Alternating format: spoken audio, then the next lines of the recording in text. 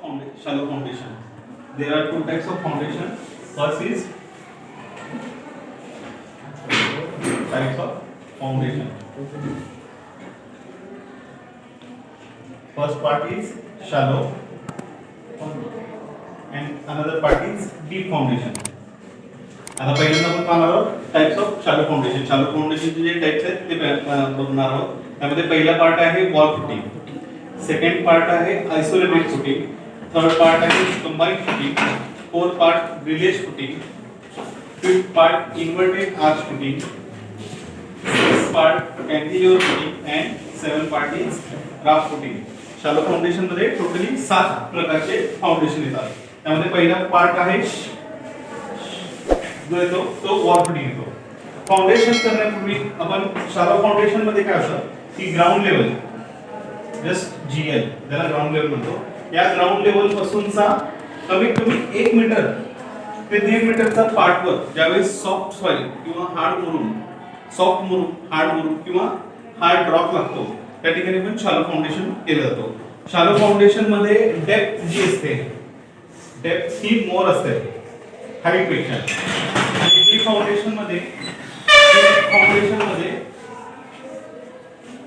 Depth जी असते ती कमी असते आणि हाईट जी असते ती जास्त असते. कारण की या ठिकाणी ब्लॅक वॉटर सोय यूज केलं जातं. तर पहिल्यांदा आपल्याला इकॉनॉमिकल कन्स्ट्रक्शन करण्यात याऐवजी इकॉनॉमिकल कन्स्ट्रक्शन करायचं आहे त्यावेळेस आपण काय करतो की शॅलो फाउंडेशनचं डिझाइन घेतलं जातं. ज्या ठिकाणी मला कंपाऊंड वॉल बांधायचे, टेम्पररी स्ट्रक्चर बांधायचं आहे, एक वॉल कंपाऊंड तयार करायचं आहे, त्या ठिकाणी काय करतो वॉल फुटिंगचा यूज करतो. ज्या ठिकाणी मला फक्त इकॉनॉमिकल कन्स्ट्रक्शन करायचं आहे, ज्या ठिकाणी मला फक्त पार्टिशन्स वॉल बांधायचे आहेत, ज्या ठिकाणी मला नुसतं लांब जे कंपाऊंड वॉल आहेत जे फॅक्टरीचे वगैरे जे आहेत त्या ठिकाणी तुम्ही प्लेन यूज करू शकता वॉल फुटिंग. सिंपल वॉल फुटिंगला काय केलं मी एक एस्कॅवेशन केलं. एस्कॅवेशन केल्यानंतर ना त्याच्या खाली पीसीसी यूज केलं. पीसीसी म्हणजे काय प्लेन सिमेंट कॉन्क्रीट यूज केलं. प्लेन सिमेंट कॉन्क्रीटच्या वर मी काय केलं वॉल फुटिंगचा एक स्टँडर्ड ढाचा बनवला आणि त्या ढाच्यावर मी काय केलं वॉल फुटिंगचा रेस्ट केलं. आणि हे वॉल सेक्शन मध्ये मी ते दाखवतो. हे वॉल फुटिंग आपण तयार केलं. या ह्याच्यामध्ये वॉल फुटिंग केलं. ह्याच्यामध्ये एक पर्पज काय की सगळ्यात कमी कॉस्ट मध्ये हे तयार होतं. कमी कॉस्ट मध्ये तयार होतं ज्याच्यावर आपण लोड वगैरे काही देत नाही. ह्याच्यावर हे तयार होतं. जवळपास आपण ग्राउंड लेवल पासून 7 ते 8 फूट वॉल फुटिंग पर्यंत कन्स्ट्रक्शन पोहोचू शकतो. या इकॉनॉमिकल कन्स्ट्रक्शन मध्ये हे कंपाऊंड वॉल टेम्पररी स्ट्रक्चर वगैरे जे आहे त्यासाठी हे यूज होतं. Second part is very important part is isolated footing. Isolated footing म्हणजे काय? आयसोलेटेड फुटिंग म्हणजे जो सडनली पूर्ण जो बिल्डिंगचा लोड आहे हा एकाच कॉलमवर डिवाइड केला जातो त्याला आयसोलेटेड फुटिंग म्हणतात. आयसोलेटेड फुटिंग म्हणजे काय की तुमचा बीमचा जो लोड आहे हा लोड डिस्ट्रीब्यूट करून कॉलम मध्ये येतो. कॉलम पासून हा लोड काय केला जातो की एका सिंगल फुटिंग वर रेस्ट केला जातो आणि सिंगल फुटिंग द्वारे डायरेक्ट काय केला जातो सॉफ्ट सॉइल वर केला जातो.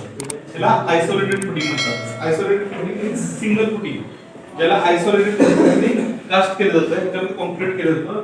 मोस्टली बिल्डिंगला रेसिडेन्शियल बिल्डिंगला वगैरे हे आयसोलेटेड फुटिंग मध्ये वापरले जातात. First isolated footing. Next is a combined footing.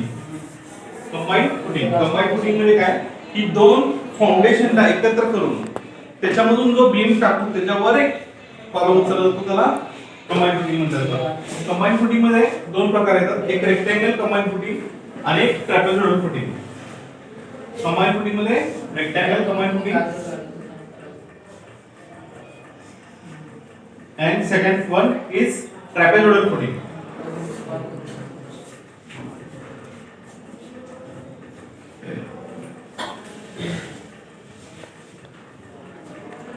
हा कंबाइंड फुटिंग मध्ये काय केलं जातं की तुमचा 2 कॉलम किंवा 2 पेक्षा जास्त फुटिंग जे असतात त्या फुटिंगवर बीम रेस्ट केला जातो आणि त्या बीम मधून एक जो स्टफ कॉलम जो असतो तो उभा केला जातो आणि त्याच्यावरचा सडनली जो बिल्डिंगचा लोड येतो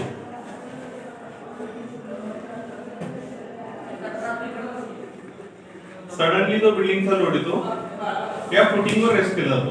ओके. आता कंबाईन फुटिंग मध्ये रेक्टँगल फुटिंग मध्ये आपल्याला कॉन्क्रीटची जी साईज आहे, कॉन्क्रीट हे कॉस्टिंग आहे. याच्यामध्ये तुम्हाला काय कॉन्क्रीट मध्ये कोणते कोणते मिक्सिंग आयटम असतात. फर्स्ट वन आहे सँड, ज्याला तुम्ही कोर्स ऍग्रीगेट म्हणतात. Second means sand means fine aggregate. Second one is coarse aggregate, म्हणजे जे तुमचं खडी आहे त्याला कोर्स ऍग्रीगेट म्हणतात. फर्स्ट वन सँडला काय म्हणतात तुम्ही, सँडला फाईन ऍग्रीगेट. आणि खडीला जे आहे Fa. त्याच्यानंतर जे पार्ट येतो cement, cement and water is called as concrete. त्याच्यामध्ये स्टील मिक्स झालं की इज कॉल्ड एज RCC. त्याच्यामधून स्टील आणि खडी काढला इज कॉल्ड एज वॉटर. म्हणजे जे आपण प्लास्टरिंग वर्क वगैरे साठी वापरतो ते काय झालं, वॉटर झालं. आता कंबाईन फुटिंग मध्ये काय होतं की concrete. Second one is a concreting मध्ये आपल्याला कॉस्ट डिपेंडिंग करते. ज्या ठिकाणी आपल्याला लोड सिमेट्रिकल लोड येतो त्या ठिकाणी आपण काय करतो, कंबाईन फुटिंग मध्ये कॉन्क्रीटिंग जे आहे, कॉन्क्रीटिंगचा फिलअप भाग जो आहे तो कंबाईन मध्ये आपण केला जातो आणि त्यातून कॉलम काढला जातो. म्हणजे बिल्डिंगचा पूर्ण लोड काय जातो, तो बिल्डिंगचा बीम वर जातो. बीम वरचा लोड कॉलम वर येतो. कॉलमचा लोड काय केला जातो, या दोन कॉलम किंवा दोन पेक्षा जास्त जे फुटिंग्स आहेत त्या फुटिंगवर रेस्ट केला जातो. म्हणजे ज्या ठिकाणी मल्टिपल स्ट्रक्चर आहे, ज्या ठिकाणी भरपूर लोड आहे, ज्या ठिकाणी कमर्शियल बिल्डिंग्स आहेत, माणसं येतात जातात वगैरे जे आहेत, अशा ठिकाणी काय केलं जातं की कंबाईन फुटिंगचा जास्त वापर केला जातो. त्याच्यामध्ये दुसरा पार्ट असतो ट्रॅक्टोरल फुटिंग. ज्या ठिकाणी माझं लोड कमी आहे, एका फुटिंगवर जास्त एका फुटिंगवर कमी आहे आणि जवळ जवळ आहे, त्याला मी काय करतो, इथे कॉन्क्रीटची स्ट्रेंथ जी आहे कमी लागणार आहे. ऍज पर डिझायनिंग कमी झालं मग मी काय करू, कॉन्क्रीट वाढवतो का नाही, म्हणून मी ट्रॅक्टोरलच्या दृष्टीने काय केलं, कॉन्क्रीटिंग कमी केलं. या ठिकाणी कॉन्क्रीटिंग वाढवलंय. जिथे कॉन्क्रीटिंगची रिक्वायरमेंट जास्त आहे त्या ठिकाणी त्यासाठी हे दुसरं रिक्वायरमेंट केलं तर ट्रॅक्टोरल फुटिंग. किती प्रकार आहेत, दोन प्रकार आहेत. कुठल्या फाउंडेशन मध्ये, कंबाईन फुटिंग मध्ये. पहिला प्रकार आहे तो तुमचा आहे रेक्टँगल फुटिंग आणि ट्रॅपेझॉइडल फुटिंग. हे पार्ट येतात कंबाईन फुटिंग मध्ये. Next part is grillage footing. Grillage footing is very important footing using in petrol pump. Petrol पंपवर जे शाफ्ट वगैरे असतात, जे एकाच कॉलमवर वर्टिकल कॉलमवर घेतात त्याला ग्रिलेज फुटिंग म्हणतात. ज्या ठिकाणी फॅब्रिकेशन वर्कचं काम जास्त असतं त्या ठिकाणी सी टाइपचे अँगल्स वापरले जातात. जस्ट लाईक दिस सी टाइप अँगल वापरून हे कन्स्ट्रक्शन केले जातात. या टाइपच्या फुटिंगला ग्रिलेज फुटिंग म्हणतात जातात. हे मोस्टली रेल्वे स्टेशन्स, ज्या ठिकाणी फॅब्रिकेशन वर्क जास्त होतं, त्याच्यानंतर इंडस्ट्रियल शेड ज्याच्यावर एकाच कॉलमवर पूर्ण अँगलचा लोड दिला जातो. पेट्रोल पंप्स या ठिकाणी काय केलं जातं, मोस्टली तुमचे ग्रिलेज फुटिंग्स वगैरे वापरले जातात. Okay. Next part is inverted arch footing. Inverted arch footing it is a very oldest structure. जे आता कोणी वापरत नाही. जे ब्रिटिश काळामध्ये इंग्रजांकडून पहिले स्ट्रक्चर तयार होत होते, रिझर्व वायर वगैरे तयार करत जात होते, त्या ठिकाणी आपण इन्व्हर्टेड आर्च फुटिंग यूज केलं जातं. Inverted arch footing it is very important footing in railway bridges. Railway bridge ज्या ठिकाणी तयार करत होते त्या ठिकाणी इन्व्हर्टेड आर्च फुटिंग म्हणतात. आपण आर्च माहिती सगळ्यांना, आपल्याला अशा पद्धतीचा आर्च तयार असतो ज्याला कमान तुम्ही म्हणतात. दिस इज द कीस्टोन. हा काय तुमचा की आहे. कीवर तुमचा लोड जो आहे तो तयार केला जातो आणि इथून तुमचा लोड त्या ठिकाणी डिस्ट्रीब्यूट केला जातो. हा इन्व्हर्टेड आर्च फुटिंग, ह्याला इन्व्हर्ट केला, उलटा केला ह्याला, की हा तयार झाला तुमचा इन्व्हर्टेड आर्च फुटिंग. हा फुटिंग मोस्टली रेल्वे ब्रिजेसच्या खाली ज्या ठिकाणी रिझर्व वायर किंवा तुमचे पूल्स वगैरे असतात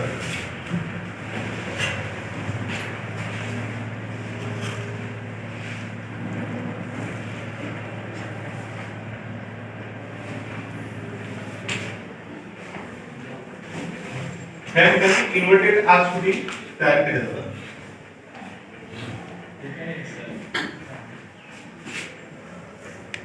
हा जो लोड आहे, हा लोड या पद्धतीने डिवाइड होतो आणि हे रिझर्व वायर जे आहेत त्या रिझर्व वायरसाठी हे तयार केले जातात. म्हणजे ज्या ठिकाणी पाणी वगैरे जाऊ शकतं किंवा ब्रिटिशच्या खालून तुमचा रस्ता वगैरे तयार केला जाऊ शकतो. हा इन्व्हर्टेड आर्च फुटिंग हे ज्यावेळेस ब्रिटिश काळामध्ये वापरले जात होते त्यावेळेस ओल्डेस्ट स्ट्रक्चर मध्ये इन्व्हर्टेड करून हे फुटिंग वापरले जाते. मोस्टली याला स्किल कारागीर जे म्हणतात, ज्याला स्किल मेसन जे असतं ते स्किल मेसन या ठिकाणी भरपूर प्रमाणात उपलब्ध होते त्यावेळेस हे इन्व्हर्टेड आर्च वगैरे फुटिंग करत येते. जसं जसं टेक्नॉलॉजी बदलली, जसं जसं मटेरियल बदललं, जसं जसं मटेरियलची कॉस्टिंग आणि लेबर कॉस्टिंग बदलली, त्या ठिकाणी हे इन्व्हर्टेड फुटिंग जे आहे ते टोटली आउटडेटेड केलं जात होतं. हे मेंटेनन्स साठी वगैरे जे आहे त्या ठिकाणी अजूनही रेल्वेचे जे म्हणजे गॅरंटी वगैरे दिलेली आहे, ज्या ठिकाणी अजूनही पूल चांगल्या पद्धतीने सुरक्षित आहे, त्याचं मेंटेनन्स वगैरे असतात. हे मेंटेनन्सच्या दृष्टीने हे पूलचे जे आहे त्यासाठी सिलेबस मध्ये ठेवलं जातं. म्हणजे आता सध्या तर आउटडेटेड आहे, तुम्ही करत नाहीये, पण ज्या ठिकाणी अजूनही रेल्वेचे ब्रिजेस भरपूर ठिकाणी चांगलेले आहेत त्या ठिकाणी हे इन्व्हर्टेड आर्च फुटिंग वगैरे वापरलं जातं. Next footing is cantilever footing.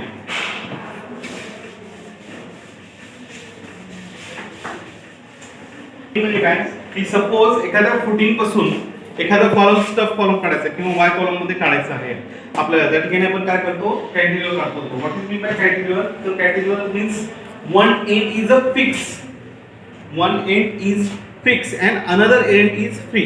म्हणजे एक टोकावर तुमचा जो लोड आहे तो फिक्स राहणार आहे आणि जो फ्री एंड आहे त्याच्यावर जो लोड येणार आहे तो लोड आपल्याला डिस्ट्रीब्यूट करून जो फिक्स एंड आहे त्या ठिकाणी येत आहे. मीन्स वन, आता सपोज हा माझा कॉलम आहे आणि हा माझा बीम कट आहे. ह्या बीमला कोणत्याही, आता तुमचा हा एंड जो आहे तो फिक्स एंड झाला आहे आणि ह्याच्यावरचा जो लोड येणार आहे हा या ठिकाणी लोड येतो, पॉइंट लोड दिला जातो. मी हा ठिकाणी डब्ल्यू दाखवलाय, मग लोड दिलाय. हा लोड हा डिस्ट्रीब्यूट होतो, डिस्ट्रीब्यूट होऊन हा लोड खाली येतो. हा लोड डिस्ट्रीब्यूट होतो, डिस्ट्रीब्यूट होऊन या लोडला येतो. हा एंड जो आहे तो फ्री आहे, त्याच्या खाली कोणत्याही प्रकारचं कॉलम किंवा बेस नाहीये, तो फ्री आहे. त्याच्यावरचा लोड डिस्ट्रीब्यूट करून हा लोड फिक्स एंड लागला जातो आणि फिक्स एंड पासून हा लोड खालच्या साईडला कॉलमला दिला जातो. ह्याला कॅन्टिलिव्हर म्हटलं जातं. कॅन्टिलिव्हर मध्ये एक प्रामुख्याने डिझाइन करताना एक लक्षात ठेवायचं की जेवढं कॅन्टिलिव्हर पुढे आहे तेवढं दीडपट त्याच्या मागे आहे. एक डिझाइन करताना एक लक्षात ठेवायचं की सपोज कॅन्टिलिव्हर माझा अशा पद्धतीचा एक कॉलम आहे आणि मला हा बाहेर काढायचा आहे. हा एंड माझा फिक्स आहे, इथे माझं काय आहे, ओपन आहे. तुम्ही बाल्कनी वगैरे बघितलं असाल, हा ओपन घेतोय मी, बाल्कनीच्या खाली बीम घेतोय, त्याच्या खाली काय आहे का नाही. पण हा जेवढा पुढे आहे, सपोज हा 1 मीटर पुढे आहे तर हा 1.5 मीटर मागे घेतला जातो. हा 1 मीटर पुढे आहे तर हा 1.5 पटी म्हणजे 1.5 मीटर हा काय केला जातो, मागे घेतला जातो. म्हणजे याच्यावरचा जो लोड येणार तो हा बेरिंग करतो. जस्ट लाईक या पद्धतीने आपण कॉलम जे आहे, आता सपोज की बेसमेंट वगैरे असतं, ज्या ठिकाणी बेसमेंट तयार करायचं मला. बेसमेंट म्हणजे काय की जमिनी खालचं स्ट्रक्चर, ज्या ठिकाणी आपण पार्किंग वगैरे करतो त्या ठिकाणी जमिनी खाली आपल्याला काय करतो, बेसमेंट तयार करतो. बेसमेंट तयार करताना एक प्रिकॉशन घ्यायची की आता सपोज इथे एखादी बिल्डिंग आहे, हे बिल्डिंग आहे, या ठिकाणी माझी बिल्डिंग तयार होणार आहे, या ठिकाणी दुसऱ्याची बिल्डिंग आहे. हा झाला माझा ग्राउंड लेवल. आता ऑलरेडी ह्या बिल्डिंगच्या खाली कोलॅटरल फुटिंग आलेलं आहे, या बिल्डिंगच्या खाली कोलॅटरल फुटिंग केलेलं आहे आणि आता मी काय केलं, इथे एक्सकॅव्हेशन केलं. एक्सकॅव्हेशन करत असताना त्याचे फुटिंग्स जे आहेत ते ओपन केले जातात, त्याचे फुटिंग्स जे आहेत ते ओपन केले जातात. फुटिंग्स ओपन करताना आपण चिटकून त्या भिंतीच्या बाजूला चिटकून तर एक्सकॅव्हेशन करू शकत नाही. एक्सकॅव्हेशन केलं, फुटिंगला धक्का लागला, just like tilt, building totally पूर्णपणे पडण्याची शक्यता असते किंवा टिल्ट होण्याची शक्यता असते. आणि त्यात जर ब्लॅक कॉटन सॉइल जर असेल आणि ब्लॅक कॉटन सॉइल मध्ये जर तुम्ही एक्सकॅव्हेशन केला आणि जर चिटकून एक्सकॅव्हेशन केला, आजूबाजूला लोड बेरिंग स्ट्रक्चर जर असेल तर डायरेक्ट बिल्डिंग कोलॅप्स होते, बिल्डिंग डायरेक्ट पडते. काय राहत नाही, स्ट्रक्चर जर पकडण्याची ताकद जी आहे ती लूज सॉइल होते ती. मग हे बेसमेंट तर करायचं आहे आपल्याला. बेसमेंट तयार केल्यानंतर ना जो आपल्याला खोदायचा आहे तर खोदायला पार्ट मध्ये काय करतो आपण, 1 फूट आणि 1 फूट जे आहे ते साइडून आपण काय करतो, कमी करू शकतो. आणि साइडून कमी केल्यानंतर ना या ठिकाणी आपलं जे आहे त्या ठिकाणी आपण कॉलम घेतो. पण हा कॉलम वरच्या लेवलला बिल्डिंगच्या हा मध्ये येतो, मध्ये येऊन म्हणून आपण काय करतो, ह्याला वाय कॉलम किंवा कॅन्टिलिव्हर कॉलम करतो. आला तुमचा दिस इज अ कॅन्टिलिव्हर. तर मी काय केलंय, खालच्या लेवलनी कॉलम आत घेतले आणि वरच्या लेवलनी मी काय केलंय, वाय कॉलम काढून किंवा कॅन्टिलिव्हर कॉलम काढून स्टॉप कॉलम काढून तो काय केलं, वर घेतलाय आणि त्याला काय केलं, बिल्डिंगचा लोड काय केलं मी त्याच्यावर दिलेला आहे. हा झाला तुमचा cantilever. It's a very concept. हे बघा, एक बिल्डिंग आहे, इथे तुम्हाला बिल्डिंग कन्स्ट्रक्शन करायचं आहे, याचं फुटिंग आहे, इथे एक बिल्डिंग आहे,